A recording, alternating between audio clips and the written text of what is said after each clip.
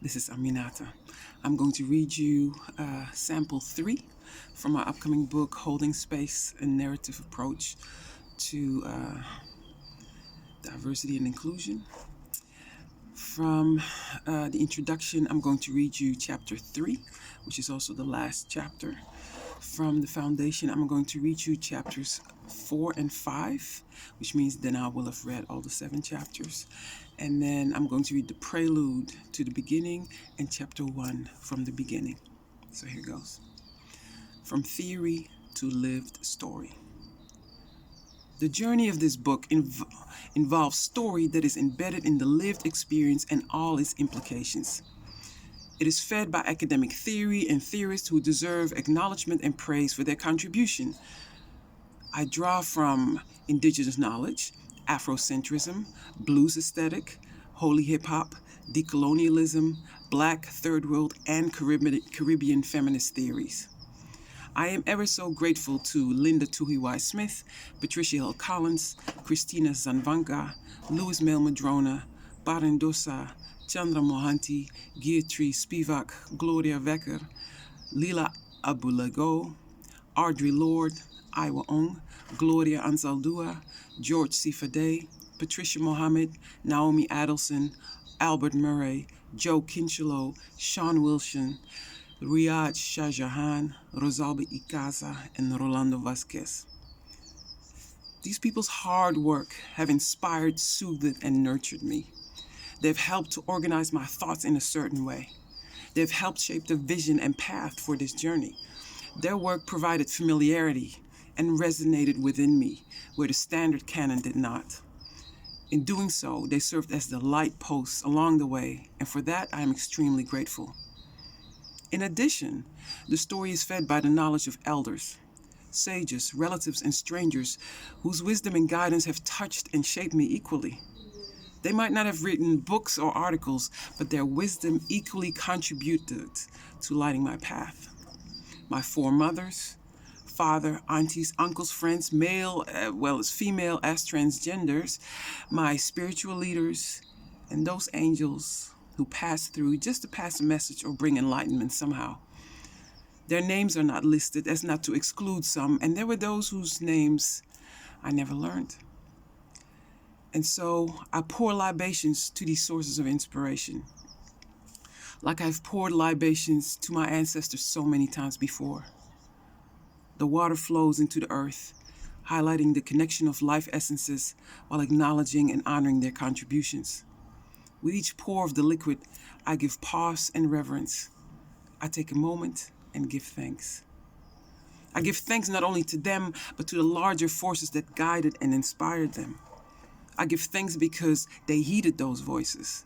And no, most of them are not dead, but they serve as a soil underneath my work. Nevertheless, my foothold in my story is stronger because of them. But that's where they will be in this story, in the soil. I will not unearth and excavate, as it may inevitably draw you into the rabbit hole of academic distraction. We will not get caught up in the unfurling of layer after layer of explorative theory, the discussion of which giving credence to academic legitimacy and worth. Instead, you will taste the presence of these theorists and sages as their cadences will echo and reverberate throughout my work. If you bend down and put your hand to the soil, you will feel their pulse. If you still feel the need to uncover them, feel free to do some digging and excavating yourself. They are there and worth the effort. This work will not get caught up in proving my right to be in academia. I've done that work long enough. This work is not meant as the next grand theoretical contribution. Instead, it supplements all this theory about diversity and inclusion with insights gleaned from lived experiences. In doing so, I hope to provide a story about diversity and inclusion that is different from the standard norm. I hope to bring some resonance to others who, like me, search for something different, something recognizable to connect with. This story has a foothold in academia and the academic experience, but expands outside of its boundaries. Ultimately, I'm simply holding space for those of us who think, walk, and speak just a little differently. not as lesser than, but merely different. This is for those for whom action matters, inside or outside academia. The story will speak for itself.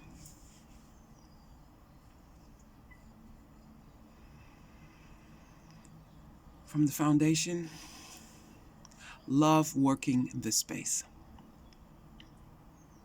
She loved to tell everybody how she came to embrace me as her child. At age 21, a junior in college, another student and I received a scholarship to attend a Black Arts Conference in Louisville, Kentucky. They'd given us a college car and had paid for our hotel and the conference. We felt like stars. We were the youngest and greenest people at the conference. I soaked it all in. I got to meet the grand Ruby Dee and was instantly mesmerized by her performance. I never looked at her as a normal person again, this heralded creature. After the first night, my companion and I found out to our horror that the college had reserved our reservation only for one night instead of two. As we stood in the lobby of the hotel trying to figure out what to do, two women dressed in beautiful African garb came near us. My companion was ready for us to leave. I was not ready to throw in the towel yet and was adamant about wanting to stay. Sure, we didn't have money for another night at the posh hotel, but where there's a will, there's a way, right? For sure, there must be a way to stay. What's wrong, sugar? I turned to hear the sweetest southern voice come out of one of the African women. A beautiful caramel-colored woman who later turned out was born and bred in Kentucky and not Nigeria or elsewhere on the continent. Her eyes are kind as she repeats, "What's wrong?" In great despair, I pour my heart out to this total stranger. My companion is rather quiet and probably horrified by my actions. "Well, don't you worry. You can just come home with me and spend the night at my house." I never hesitated for a moment. My companion had plenty of doubts, but somehow I was able to convince her and get her to join me on this adventure. Her fears were not substantiated. We had a ball. Even my companion relaxed. While my companion slept, this lady and I talked late into the night. In the morning, she made us breakfast. Well rested, fed, and relaxed, we returned to the conference for the second day with our newfound friend and benefactor. When I left the conference, I said goodbye to our gracious host. She embraced me and told me I was welcome to come back any time. I knew she meant it. And so I took her up on her offer. I did return every subsequent school holiday. The Greyhound bus was my trusted steed. My companion, who was from the US, never returned, but for me, as an international student, her hospitality was a gift. She became my family and loved me as if I was her own. She held space for me as a mother, sister, and friend. She introduced me into her family with a matter-of-factness that was unquestioned. That I belonged was a given. I watched how she did community work tirelessly, relentlessly. I watched how she forged her own identity based on African roots, Christianity, Yoruba spiritual beliefs, African American cultural traditions, social justice, education, and the arts. She had taken on her first name from an African nation and her last name from the first Ghanaian president after independence. Zambia and Nkrumah blended and forged them in a way that was uniquely hers. I watched her ceaseless fighting and commitment to holding up her community. She didn't just hold the space, she worked it. Holding up people, let alone a community, is hard work. I attended Kwanzaa gatherings at her house that became so large they had to move to the community center. I attended too many community events to recall, visited people's houses in support, and participated in all kinds of activities. She demonstrated motherly love to anyone who needed it. She collected godchildren left and right, making each one like they were her own. By the time 20 years had passed since our first encounter, she had at least 17 children who called her godmother, and each one of us felt special. She was there for every one of my 4 graduations, my marriages, breakups, the births of my children, and any other major event. We had many conversations, road trips, and adventures. She listened as I struggled through my master's thesis and PhD dissertation and always encouraged me and lifted me up. She didn't just love me. She put in the work to show me that she loved me. Because of her love work, my mother across the pond, across the ocean, could sleep peacefully. It was my honor then that when her misdiagnosis of chronic fatigue syndrome turned out to be stage 4 breast cancer and it had already spread to her vital organs, I was able to work and hold the space for her.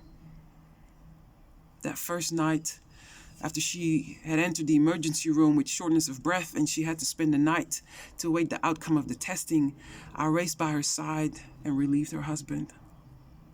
We knew it was bad, but not exactly how bad. Not having the words to adequately express what was happening to us, I sang to her. I sang all night, every song I could think of, and made up new songs. Anything to bring some balm to her spirit. By the time sunlight arose, I started to fall asleep. Right as I fell asleep, her mother came in and waited with her for the consultation with the doctor. You see, that's how this thing works too. Everything in divine order. Her mother needed to be with her when she received the diagnosis. My work was done for the moment.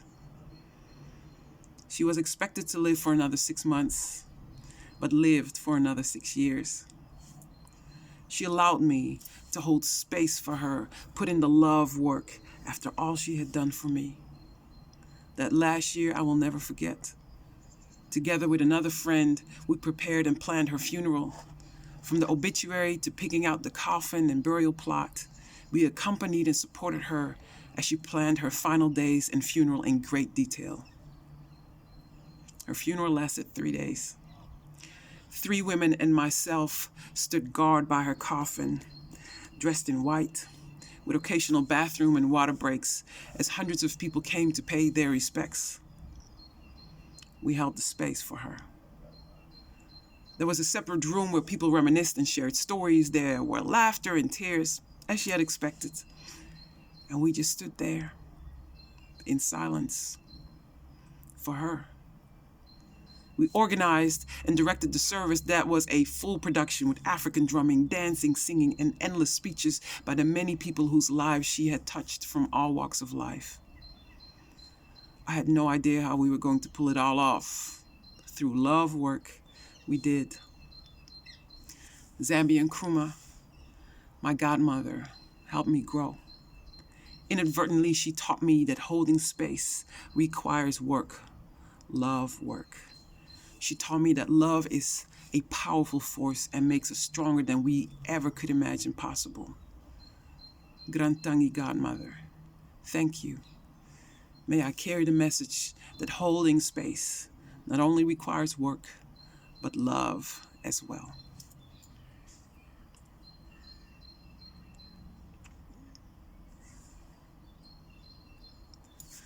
Singing the space. I was starstruck the first time when I saw her. Here she was, the voice. I attended the presentation at the Baltimore Museum of Art. During the 1990s, the independent film Sankofa had made as much impact in the Black community as the TV series Roots in the 1970s or the film Black Panther in the 2000s. This film, which chronicled a young African-American woman who went back in time to the days of slavery, only to re-emerge and find her true self, played to sold-out film houses. I am sure we broke all kinds of fire codes as people were sitting in the aisles when seats were no longer available. On the soundtrack were these beautiful, haunting songs. And there she was, on stage, the voice. I don't get giddy very often, but I was at the sight of seeing her. The next time I saw her, she was sitting on a sofa in a community center, either hand sewing or beading a garment. She looked up to me, smiled, and said hello. She spoke to me as if she was a regular person. Here she was, that star from the movie. I had been invited to teach dance at an African American Rites of Passage program for girls, and she happened to be one of the organizers. I tried to be cool as I spoke to her, but I had to work on containing my enthusiasm. From this first real meeting, our relationship grew. My memory bank is splattered with programming we did for girls, performances together, empowerment workshops for women, cultural events, and many talks about life, womanhood, natural healing, and community. She gave me siblings. I got her to dance, and she helped me to sing. She introduced me into her culture of Cherokee, Choctaw, and African American roots and taught me about her mixture of Pentecostal and traditional Native American upbringing, with additions of Islam and Yoruba spirituality and a sprinkle of militancy. She lives up to her name, Mama Walks on Water. When she formally adopted me as her goddaughter and committed to teaching me, she laughed at me when I showed up with pen and paper ready to learn. That is not how my learning was to take place. She taught me that spirituality is foremost about listening and obedience. I witnessed how from one moment to the next she would say, "Spirit just told me," and how she would unquestionably follow the instructions. From one minute to the next, she would go silent because Spirit instructed her to have a speaking fast. Spirit told me we should go into the woods, and there we would go. And whenever we would go, there would be lessons to learn, things to witness. It never failed. I assisted her in the Sweat Lodge ceremony, helped prepare for powwow giveaways, and had so many magical experiences I could not even mention them here. The lessons were never hard in themselves. What was hard was the surrendering. After all, I had been trained with a Western mindset, and I was good at it. I was good at the analysis, questioning, searching for evidence. This was different. I had to learn how to give my Western mindset a place and embrace the rest of me. And no matter how much I was included in her traditions, she always reminded me that I had my Surinamese traditions and that I should honor and embrace them as well. When it was time for me to do a vision quest, she encouraged me to go to Suriname instead and do my own rites of passage via my own traditions. I will always be grateful for that. She was the one who held my back spiritually in the United States when my family was not near. She was the one who taught me I needed to sing when I was struggling with my dissertation and would sing to me on the phone. Grounded in the arts, spirituality, and cultural traditions, she has the sweetest laugh, but can as easily pull out a tomahawk out of her purse and go to war. See, she's as loving as she is fierce, fiercely authentic. She taught me about walking the walk and embracing all of who you are without apologies. She taught me about listening to the voices that guide you and that when you choose to use your voice, it should mean something. She taught me that when you wake up, you should sing to yourself first because you deserve to start your day by hearing something sweet. She taught me that when you use your voice for justice, it should be as strong as it needs to be, but come out of a place of love. Our voices are vibrations and can change the atmosphere.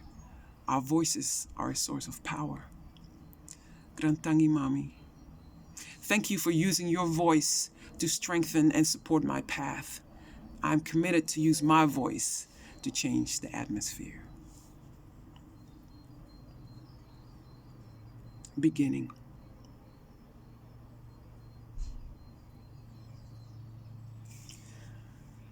In the beginning, she created the earth, moon, sun, and the stars. Mother Moon, Father Light, waxing, waning energies entwined, endless possibilities, potential inclined. In the beginning, the work was done. With elements of love and alchemy, in the beginning, things were formed, things took shape, things came to be.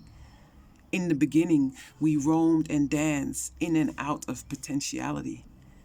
In the beginning, we were free until we were set in stone, or so it seemed.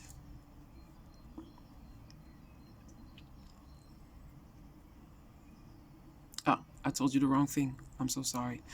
Um, in the beginning section, right now, I'm going to read you chapter 5 and not chapter 1. I already did that. Excuse me. Chapter 5. To speak the unspoken. There is a part of indigenous knowledge that talks about the space of not knowing. There is an element of knowledge that you might not have access to immediately. Even in Western science, you can never know all there is to know. You work with an alpha of 90 or 95, meaning that you are 90 to 95% sure. There's no study that will tell you that you are 100% sure. And so I imagine it as this dark place, this place of unknowing. The darkness is not because it is bad, something we get from Western culture, but because it is a place of incubation. It is a humbling place. When you go into the sweat lodge, it is dark. The sweat lodge represents the womb. You humble yourself, kiss the ground, and crawl in. It is easy to get frightened in the dark, but the key is to stay calm and patient. When it gets too hot, you might have to humble yourself once again.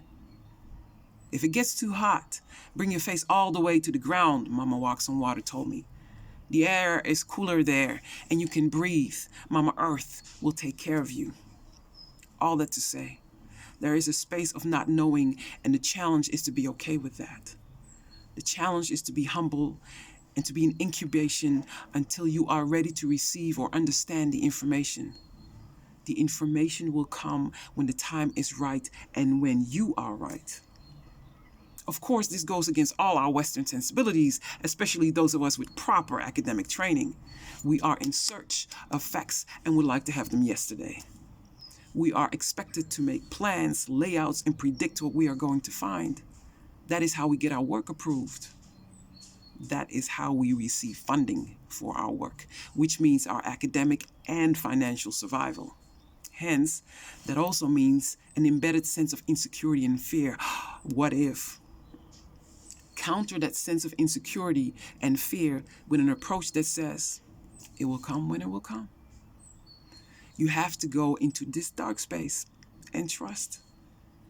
You might have to meditate or pray or just be still and patient until the answer comes. It is a different way of walking into the world, and it is a different way of doing academic work. I learned this when I was doing my dissertation research in Suriname. Financially, it was a serious struggle. I was hired by the government to work for the Department of Culture, but like any government position, the wait for the paycheck was at least 6 months. One male co-worker told me, "You're a beautiful woman. You can get a man to take care of you in the meantime." So much for cultural sensibilities. I was hired by the university as well, but they also had a 6-month waiting period. The money I had brought, I had used to pay the rent for the year up front and my son's schooling at the international school. So I was between a rock and a hard place. My oldest son's father had not sent money for years, so there was no need to ask there. And my second son's father felt that since I wasn't in the United States, he wasn't obligated to provide. I did not tell my family about my situation.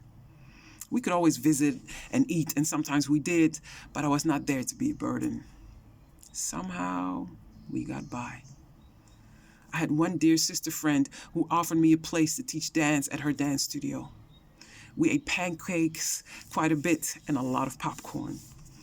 Flour was cheap and you could buy single eggs. There were days when the refrigerator would be near empty and I would worry how I would do the next day. It would never fail. Somebody would be at the door.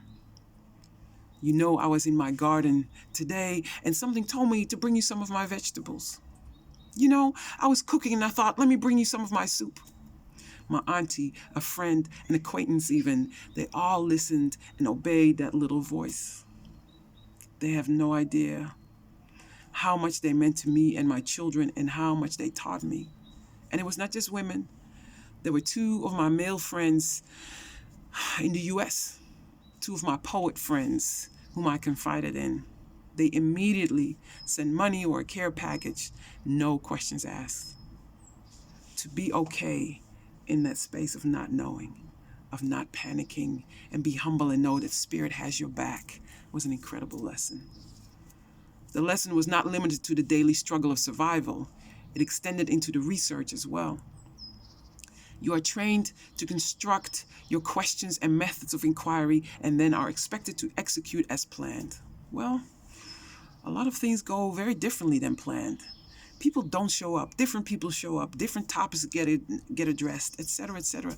The challenge is to not panic and instantly feel like you have failed, but to dwell in that place of not knowing and trusting that whatever is being concocted is going to be okay and probably even better than what you had planned. It took work to learn that, physical work. I was not trained as an anthropologist to include my bodily senses as part of my own radar system or guidance mechanism. Furthermore, we are expected to be these lone rangers, something that is also misleading. I learned the reality of an extended sense of self as my Surinamese culture had taught me, and to trust that what I was connected to, seen and unseen. In my dissertation, I devoted a whole chapter to the idea of spirituality, not as a concept, but as part of the work we do and something worth paying attention to. I had a wonderful mentor who encouraged me and told me that I needed to do so because my spirituality was present all throughout my writing, but that if I were serious about this, I needed to place myself within the literature of spirituality in academia. Another member of the committee was not as open and understanding and asked me if I wasn't proselytizing. I searched for others in the literature who had addressed spirituality as part of their practice in academia. I didn't find much of anything until I found that one piece. It is hard to describe how it feels when you see things so differently within academia, and then you finally find someone else who feels the same way and confirms what you are feeling. The article by Islamic Jajahan, who was born to Bengali parents in the United Kingdom, raised in Kuwait, and completed his dissertation in Canada, rocked me to my core. He held up a mirror to me, and in his words, I finally found the affirmation that how I walked my path was not as odd as academia made me feel I was. I will quote him here like I did in my dissertation. As academics, we need to be aware that spirituality is not a part-time thing, but rather it is something that penetrates who we are. To have a spiritual way of knowing, we need to constantly work on ourselves to maintain our life in the spirit during the process of knowledge production. But I raise this point to highlight the point that our spiritual worldview should permeate everything we do, which it does. But we forget and need to reclaim and remember that. 2005. Why do I mention it here again? I use indigenous knowledge as my go-to model for approaching the work that I do. It is a marginalized knowledge field within academia, but has claimed its space. Not many people know about this approach to knowledge in academia, and I want to share it as it might offer refuge to others who are seeking for a way to do story within academia that resonates more with who they are. Inherently in this approach is a space of not knowing, which entails a sense of patience and humility not often found in academia. In addition, it facilitates embracing one's spirituality. Within academia, we are generally careful to keep that part hidden out of fear that it will be condemned, ridiculed, or otherwise be used to lessen our credibility. However, it is part of who we are and how we bring all of ourselves to do the work. For those skeptical of all things spiritual, the space of not knowing can also be regarded as a perspective of being open to wonder, inspiration, and curiosity. It is a state of humility that reminds us that we don't know everything there is to know, and probably never will. I write this book from outside the academy, so there is a freedom there. Yet, for those still in there, I want to send the Morse code that your spirituality is not an anomaly, that your sense of wonder is not an anomaly, that you are not an anomaly. On the contrary, our indigenous approach to knowledge provides us with tools to access untapped resources that can help you do your work. What better way to show up fully when all of yourself is present. Grantangi, thank you for the concept of not knowing. May we be humble enough and brave enough to embrace that dark space as part of our daily and academic practice. Thank you for listening.